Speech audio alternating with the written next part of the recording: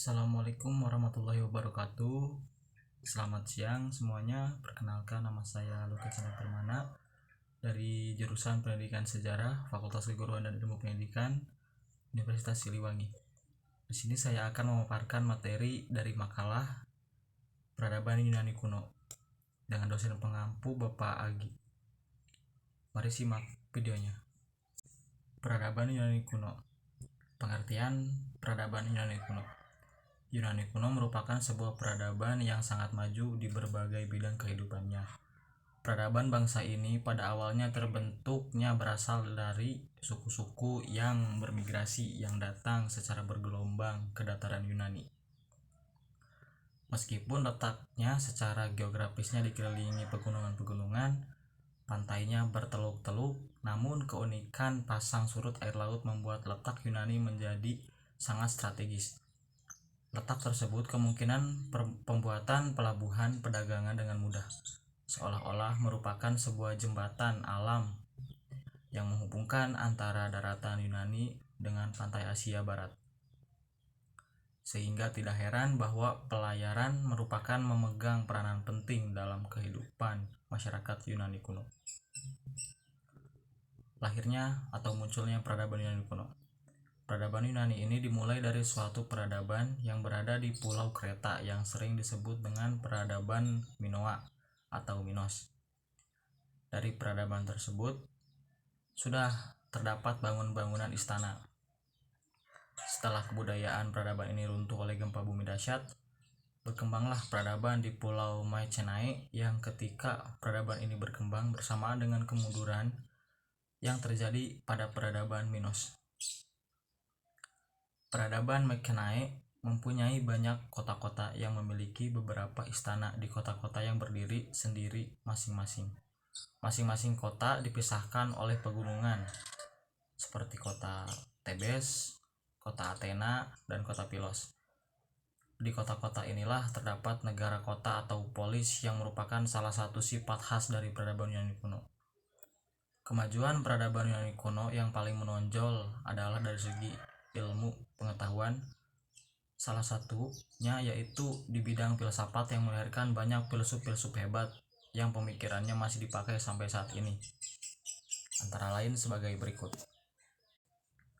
Yang pertama ada Aristoteles, yang kedua Plato, yang ketiga Socrates. Peradaban ini tidak hanya terkenal dengan pemikiran-pemikiran ilmuwan-ilmuwan yang masih dipakai sampai saat ini. Peradaban Yunani dalam kepercayaan menganut politeisme yang mempercayai banyak dewa.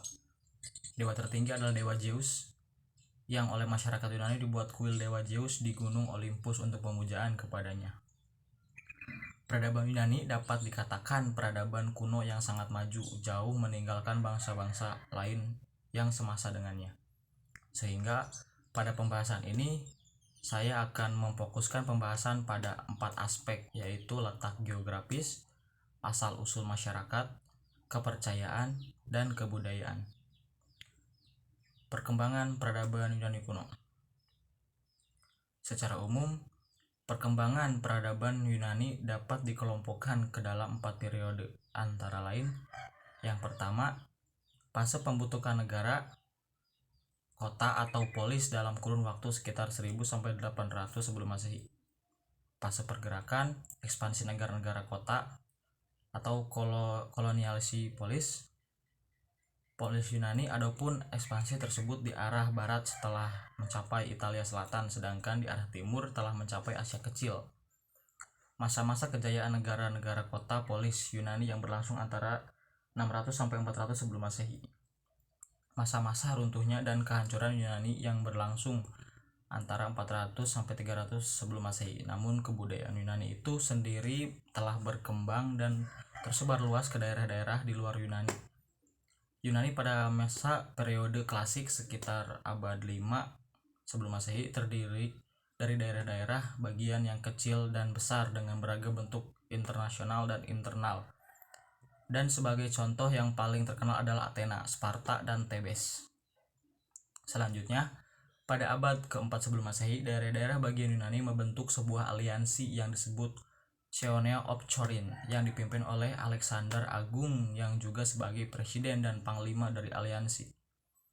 Kemudian, Raja Makedonia menyatakan perang kepada Persia lalu membebaskan bangsa Yunani, serta melakukan perluasan wilayah, yang pada akhirnya peradaban Yunani mulai meluas dari India Utara hingga Laut Tengah Barat dan dari Rusia Selatan hingga Sudan.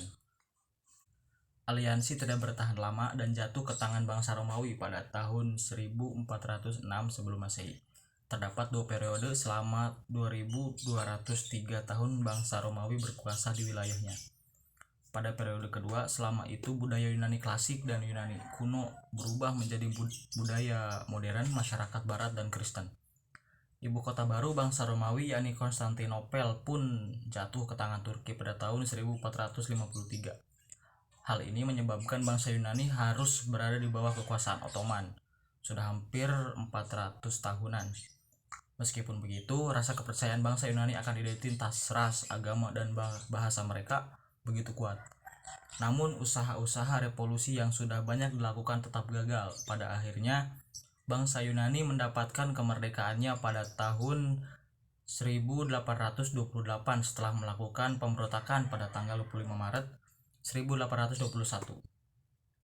Selanjutnya, pembebasan seluruh daerah yang didiami oleh bangsa Yunani lainnya terus dilakukan seperti pada tahun 1864, Kepulauan Ionian berhasil dibebaskan dan disatukan dengan Yunani.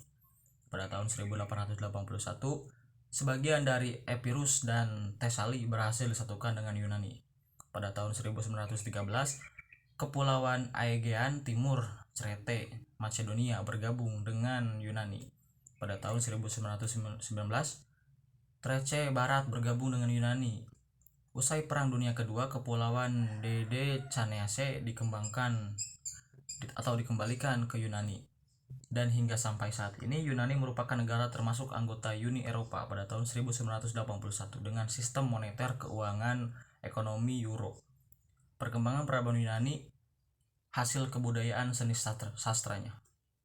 Sastrawan terkenal Yunani adalah Homerus yang menulis kitab Iliad Odyssea. Kedua kitab tersebut berkaitan erat dengan kejadian sejarah yang disebut Perang Troya. Kota Troya terletak di semenanjung Anatolia di selatan Dardanellata.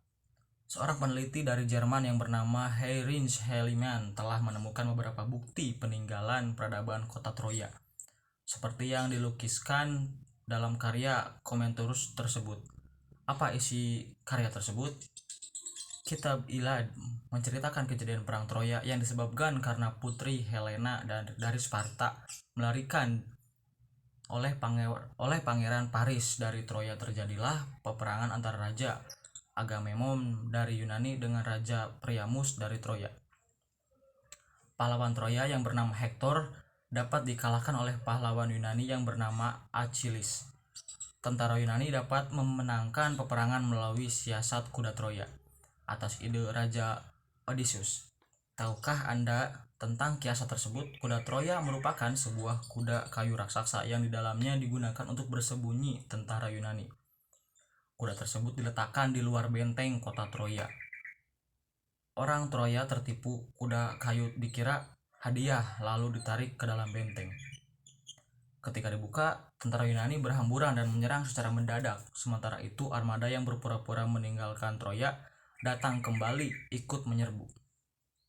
Hingga pasukan Troya mengalami kekalahan. Kitab Odyssea mengisahkan tentang pengembaraan Odysseus sepulang dari Troya, karena istrinya yang bernama Penelope meninggal lagi. Maka putranya yang bernama Telemachus menyusulkan pengembaraan. Bagi bangsa Yunani, kisah Ilyas dan Odyssea ini menjadi salah satu kebanggaan dan alat pemersatu bangsa Yunani. Faktor-faktor apa sajakah yang menjadi alat pemersatu bangsa Yunani itu? Beberapa faktor pemersatu bangsa Yunani adalah: yang pertama, kejadian Olimpiade untuk pemujaan dewa di Olympus Setiano 4 tahun sekali. Cerita Ilyas dan Odyssea merasa satu keturunan yaitu bangsa Hellas, merasa satu tanah air yaitu tanah Hellas atau Yunani. Kebiasaan mendatangi kuil pemujaan atau ramalan di kota Delphi. Karyanya yang berjudul Oresteas dan Sophocles dengan karyanya berjudul Antigone, sedangkan drama komedi tokohnya Aristophanes dengan karyanya berjudul Lysistrata. Apakah Anda senang berdrama? Pernahkah memainkan salah satu karya drama Yunani di atas? Apakah Anda menyaksikan pementasan drama dengan cerita di atas? Jika di sekolah menyelenggarakan atau di kota lain, sempatkanlah Anda menyaksikan karena Anda akan membawa wawasan Anda.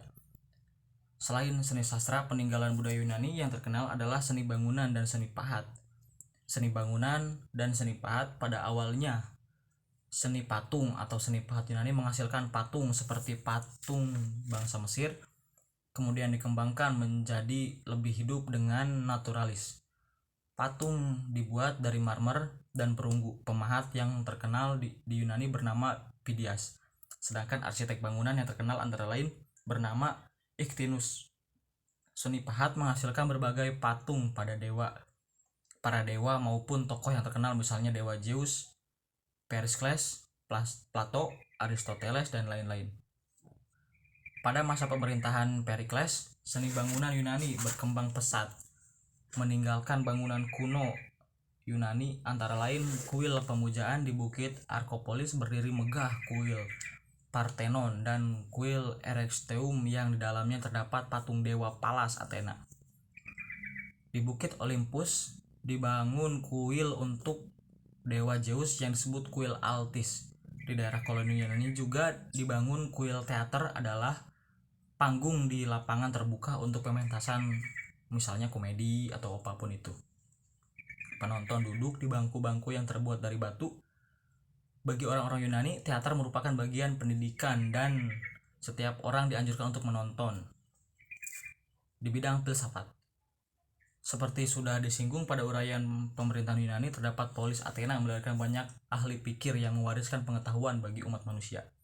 Tepatlah ungkapan Sokrates yang menyatakan, bila Anda ingin menemukan orang kuat, pergilah ke Sparta.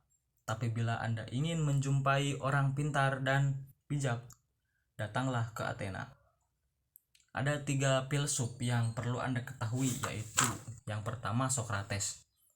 Ajarannya tentang filsafat, etika, dan kesusilaan dengan logika sebagai dasar untuk pembahasannya. Sokrates mengajarkan agar manusia dapat membedakan apa yang baik atau yang buruk, benar atau salah, adil atau tidak adil. Ajarannya ditunjukkan kepada anak muda yang diajaknya berdiskusi. Ia akhirnya dihukum mati dengan meminum racun karena dituduh telah merombak dasar-dasar etika masyarakat Yunani kuno, serta tidak percaya kepada dewa-dewa yang disembah masyarakatnya. Yang kedua, ada Plato. Ajaran filsafatnya disebut filsafat idea. Ia menulis banyak buku, salah satu berjudul Republika. Dalam buku tersebut diuraikan tentang kebahagiaan hidup yang dapat dicapai bila manusia bekerja dengan wataknya dan wanita diangkat derajatnya. Plato juga mendirikan pusat pendidikan bernama Academus. Yang ketiga, Aristoteles. Ia adalah murid Plato, merupakan ahli di bidang biologi dan ketatanegaraan. Karyanya yang sering terkenal adalah klasifikasi flora dan fauna di Kepulauan Aegea. Di bidang ketatanegaraan, ia berpendapat bahwa sistem pemerintahan yang baik adalah republik. Pemerintahan yang baik mengutamakan kebahagiaan sebesar-besarnya untuk seluruh rakyat. Aristoteles adalah pendiri pusat pendidikan bernama Peripatesis. Salah satu seorang muridnya ialah Alexander Agung, Raja Macedonia. Di bidang ilmu pengetahuan, Pythagoras, ahli matematika yang melahirkan dalil untuk segitiga siku-siku. Hippocrates, bapak kedokteran. Ia dapat menyebutkan sebab timbulnya penyakit dan cara mengobatinya yang ditulis dalam buku berjudul Aporismendan Prognos. Sumbangannya yang terkenal adalah Sumpah Dokter yang berlaku sampai sekarang. Thucydides, ahli sejarah yang menulis tentang perang Peloponnesos. Archimedes yang menciptakan teori gravitasi dari teori benda mengapung. Thales dengan pendapatnya alam fisik terdiri dari satu bahan dasar yaitu air. Analisis dengan pendapatnya materi terdiri dari beraneka ragam zat renik. Demoricus ahli atom, Euclid ahli ilmu ukur, Herodotus bapak sejarah pertama yang mengembangkan sejarah tertulis. Runtuhnya peradaban Yunani kuno. Runtuhnya peradaban Yunani kuno ada beberapa faktor yang menyebabkan mengalami kemunduran dan keruntuhan. Dari semuanya ada 3 penyebab utama runtuhnya peradaban Yunani ini. Yang pertama, adanya ajaran atau paham yang diberikan oleh para filsuf Yunani. Pemikiran-pemikiran yang beraneka ragam tersebut menimbulkan kebimbangan dalam masyarakat terhadap norma-norma lama. Yang kedua, masing-masing partai dalam negara terlalu memikirkan paham dan kepentingannya sendiri sehingga sering menimbulkan perbedaan paham yang sulit dipertemukan. Yang ketiga, adanya perang antar negara kota di Yunani, terutama perang Peloponnesos yang telah menghancurkan Athena sebagai negara utama Yunani.